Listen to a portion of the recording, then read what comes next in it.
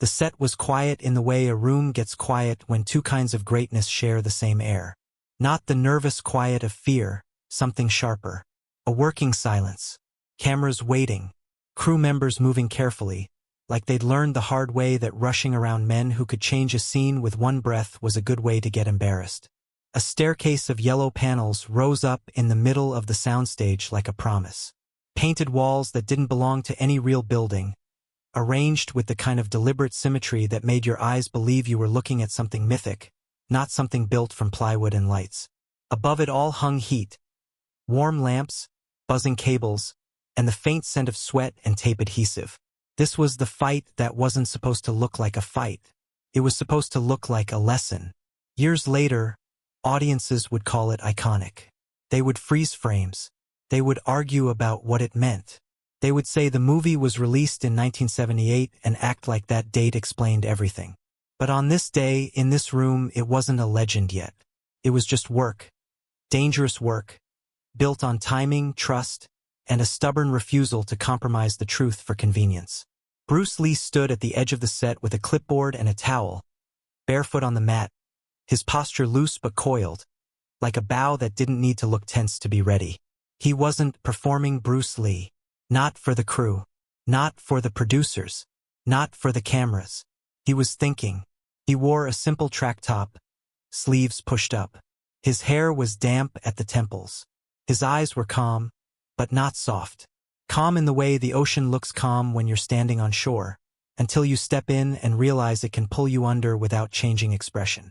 Across the stage, Kareem Abdul-Jabbar waited near a rack of pads and spare gloves, towering above everyone like the ceiling had decided to become a person. He was long and composed, his movements unhurried, the kind of athlete whose body looked engineered for one purpose and then politely repurposed itself for the next.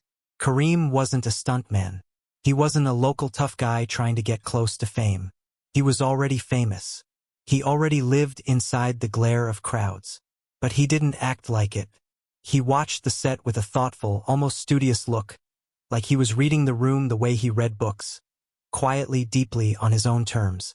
They had met before, in the strange overlapping space where athletes and entertainers recognized each other as the same kind of animal. Disciplined, watched, reduced to headlines, demanded to be symbols even when they wanted to be human. They respected each other. That's what made the tension that day so heavy. Because when respect cracks, it doesn't make a loud sound.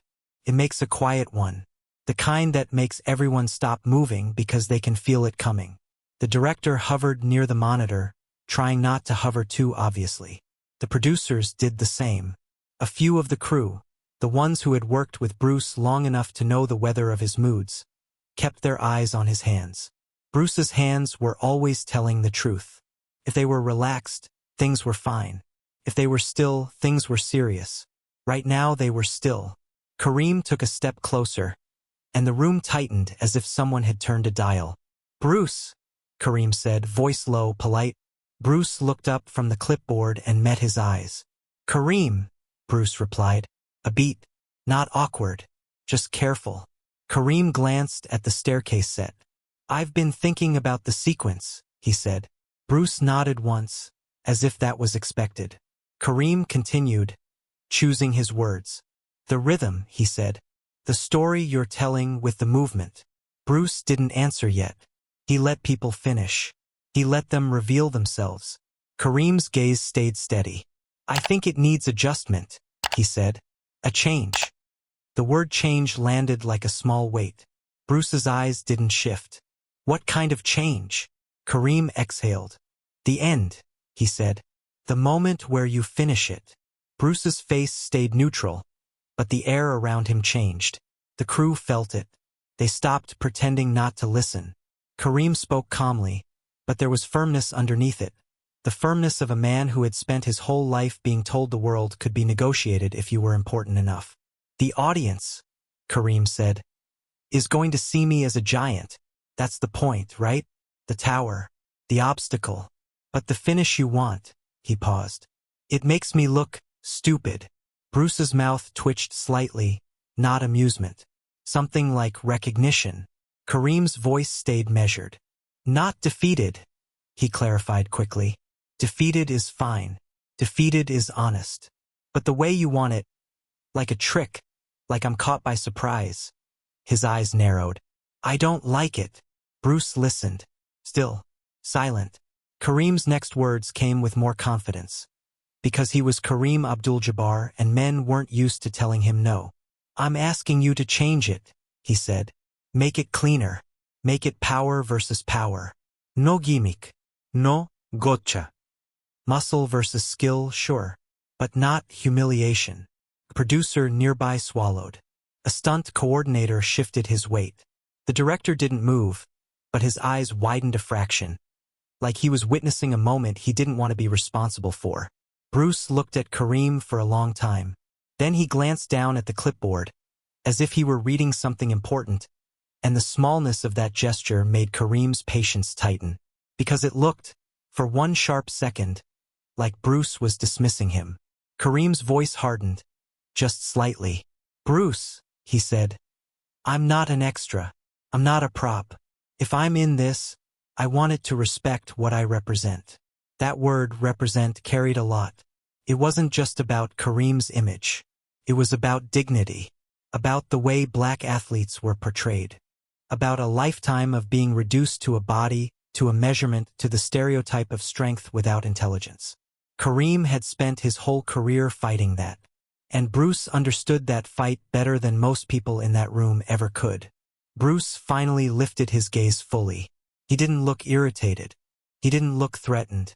He looked disappointed, not in Kareem's concern, in the framing of the demand.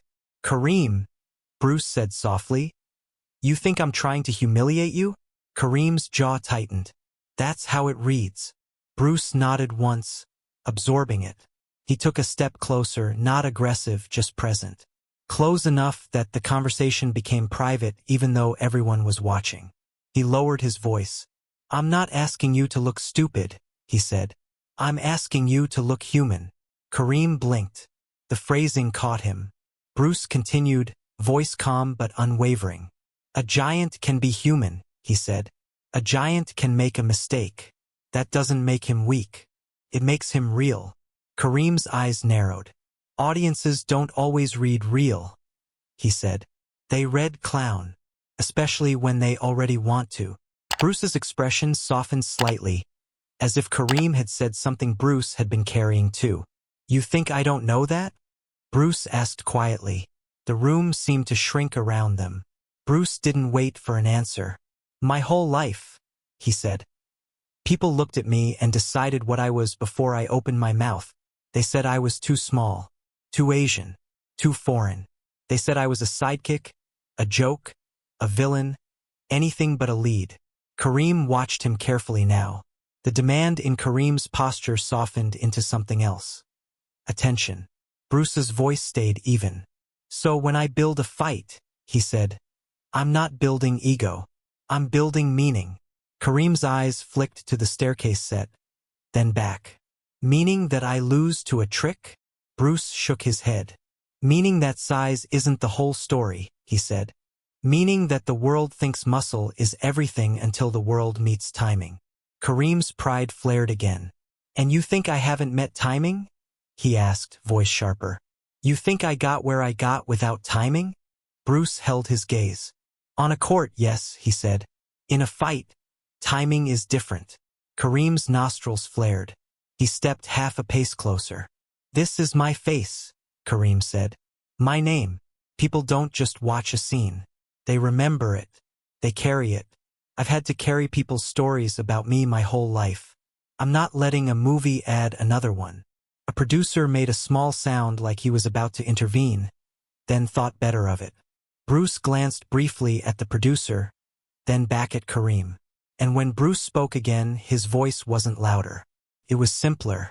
I hear you, Bruce said. Kareem's shoulders lowered a fraction, as if relief had started. Bruce continued, but I'm not changing it. The words landed flat. Not dramatic, just final. The set stopped breathing. Kareem's eyes sharpened. You're not. Bruce cut him off gently, and that gentleness made it sharper. No, Bruce said. Kareem's jaw tightened. Why? He demanded. Because you want to win your way. Bruce's eyes didn't move. Because it's not your fight, he said. That could have been insulting if it had been said with heat. But Bruce didn't say it like an insult. He said it like a fact. Like gravity. Kareem's face tightened. I'm in it. Bruce nodded. You are, he said. And you're important in it. But the story isn't about who looks toughest. It's about what the fight says. Kareem exhaled hard through his nose. And what does it say? Bruce's answer came quiet, immediate. It says you can't bully the truth, he said. Kareem stared. Bruce went on. You came in here, Bruce said. And you used the word demanded. Kareem's eyes flashed. I didn't. Bruce's voice stayed calm. You did, he said. Maybe you didn't mean to, but you did. The word demanded hung between them like a mirror. And Kareem, intelligent, proud, principled, felt the sting of that mirror. Because he heard it now the way Bruce heard it. Not as a request, as an assumption. Bruce held the moment without cruelty. I don't negotiate the meaning of the fight, he said. Not with producers. Not with studios. Not with audiences. Not even with you. Kareem's throat worked as he swallowed. So you're shutting me down, he said, voice low. Right here. Bruce nodded once. Yes.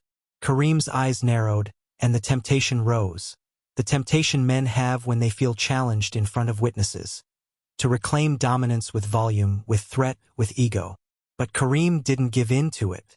Not yet. He tried one more time, quieter. Bruce, he said. I respect you. I'm asking you to respect me back. Bruce's gaze didn't soften, but it deepened. I do respect you, he said. That's why I'm telling you the truth. Kareem's brow furrowed. And the truth is? Bruce said it in one sentence, and it hit the room like a bell. The fight isn't a negotiation, Bruce said. It's a statement. 7 seconds. That was all it took for the entire room to understand. Bruce wasn't arguing about choreography.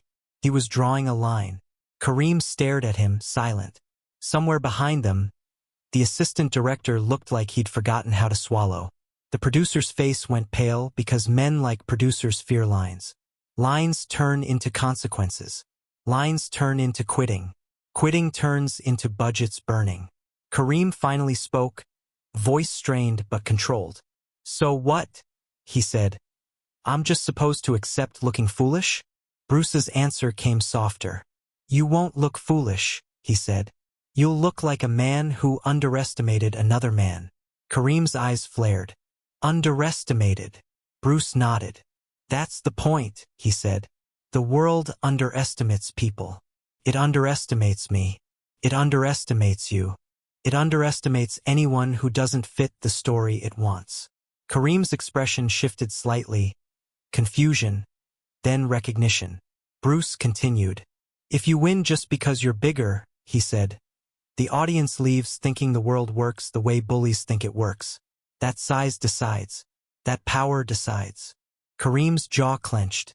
And if you win? Bruce's eyes held him steady. Then the audience leaves thinking skill can beat strength, he said. That discipline can beat arrogance. That the underdog isn't always doomed. He paused. That's not humiliation, Bruce said. That's hope. Kareem looked away for a moment, as if the words had forced him to see something he hadn't wanted to see. That he had been arguing not just for dignity, but for control. When Kareem looked back, his voice was quieter. You could have explained it like that first. Bruce's mouth twitched almost into a smile. You could have asked like that first, he replied. A beat. Kareem exhaled, long and slow. His shoulders dropped. The room began breathing again, cautiously. Kareem looked toward the staircase set and then back to Bruce. I don't want to be someone's monster, he said quietly. I've been that in too many people's minds. Bruce nodded, understanding completely. Then don't play it like a monster, he said. Play it like a man who believes his body is enough. A man who has never been forced to learn humility. Kareem's eyes narrowed, thoughtful. So I'm playing arrogance. Bruce nodded. Yes, he said. But not stupidity. Kareem's lips tightened. And the trick? Bruce shook his head. It's not a trick, he said. It's timing. It's distance. It's reading. It's the difference between strength and control. Kareem went quiet again, the kind of quiet that meant he was deciding whether his pride mattered more than the art. He looked over at the crew. He saw their faces. Not hungry now. Nervous. Hopeful. He saw the way they were watching him, waiting to learn what kind of man he was going to be next. Then Kareem did something that surprised the room more than the demand ever had. He nodded. All right, Kareem said. Show me. The soundstage seemed to loosen. People moved again. A grip exhaled. Someone in wardrobe laughed quietly in relief. Bruce didn't celebrate. He didn't act triumphant. He simply nodded back. Good, Bruce said. Now we work. They rehearsed the sequence slowly. Bruce walked Kareem through the rhythm like a teacher who didn't need to humiliate a student to prove he was the teacher. He explained positioning, angles, how the camera would read the size difference, how Kareem's reach could be made terrifying without making him look clumsy. And Kareem, proud, brilliant, stubborn, listened. Not passively. Kareem asked precise questions. Kareem tested movements. Kareem adjusted. Kareem learned. As they rehearsed, Bruce didn't treat Kareem like a giant. He treated him like an athlete. He spoke to him in the language athletes respect. Specifics, consequences, efficiency. At one point, Kareem tried a movement and it looked too aggressive, too eager. Bruce stopped him with a small gesture. Not hungry, Bruce said. Certain. Kareem frowned. What's the difference? Bruce answered without thinking. Hungry reaches, he said. Certain waits. Kareem stared, then nodded slowly. They tried again. This time Kareem moved like certainty. Slow. Inevitable. Like a wall closing in. The crew murmured in appreciation. The director leaned forward, eyes narrowing with excitement. This was what he wanted. A fight that felt like philosophy in motion. They worked until the sequence began to sing. And in the middle of that work, Kareem's earlier fear, the fear of looking foolish, began to dissolve, because he realized something. Bruce wasn't trying to make Kareem smaller. Bruce was trying to make the moment bigger. The moment wasn't Bruce beats the giant. The moment was discipline meets arrogance. And Kareem, if he played it truthfully, would not be humiliated. He would be essential. Between takes, Kareem sat on a folding chair, sweat on his temples, breathing steady. Bruce crouched nearby, stretching his legs, calm as always. Kareem looked at him and said quietly, "You always talk like you're fighting something bigger than the person in front of you." Bruce didn't look up right away. "I am," he said. Kareem nodded. "The story." Bruce finally looked at him and allowed a small smile. "Yes," he said. "The story." Kareem's voice softened. "I'm tired of stories," he admitted. "Tired of being boxed into someone else's idea of what I am." Bruce's smile faded into seriousness. "Then don't let them box you," he said. Kareem let out a short laugh. "Easy for you to say." Bruce's eyes held him. "It's not easy," he said. "I'm just stubborn." Kareem looked down at his hands, then back up. "So you really wouldn't change it," he said. "Even if I walked?" Bruce's answer came immediately. "No," he said. Kareem's eyebrows rose. "That's insane," he murmured. Bruce shrugged. "Maybe," he said. "But if I start changing the meaning for comfort, then I'm not making art. I'm making permission." Kareem studied him and, for the first time that day, something like admiration showed plainly on his face. Not admiration for Bruce's skill, for his refusal. Later, when they finally rolled camera, the room felt different.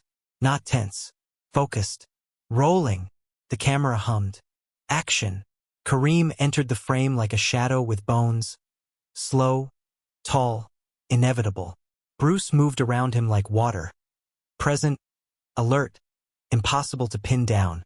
The fight looked like what it was supposed to look like. A debate in motion. Strength insisting. Skill refusing. Ego pressing. Discipline answering. And when the end came, the end Kareem had wanted changed, Kareem understood it in his bones. It didn't make him look stupid. It made him look real.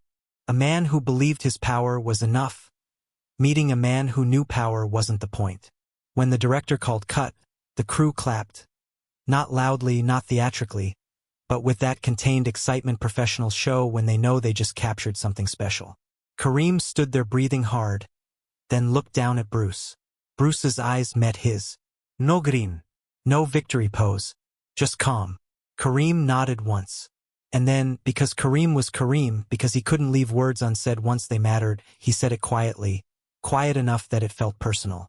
I came in wrong, Kareem admitted. I demanded. Bruce nodded once, accepting the truth without rubbing it in. Kareem's voice tightened slightly. I'm sorry. Bruce held his gaze and answered with the same simplicity that had shut the entire room down earlier. Good, Bruce said. Now you're here. Years later, people would talk about that fight like it was magic, like it was destiny, like it was just two legends colliding because history wanted a spectacle. They wouldn't talk about the quiet thing that happened before the cameras rolled. The moment where dignity and pride collided, and a line got drawn without shouting. They wouldn't talk about the 7 seconds. The 7 seconds where Bruce Lee looked at a man taller than almost everyone alive, a man with global fame and a lifetime of justified pride, and calmly refused to negotiate the meaning of the work. Not because Bruce wanted to win, because Bruce wanted the fight to say something true. And in that refusal, Kareem didn't lose dignity. He found it, because the bravest men aren't the ones who never make demands. They're the ones who can hear themselves making one, and choose to apologize before it becomes who they are.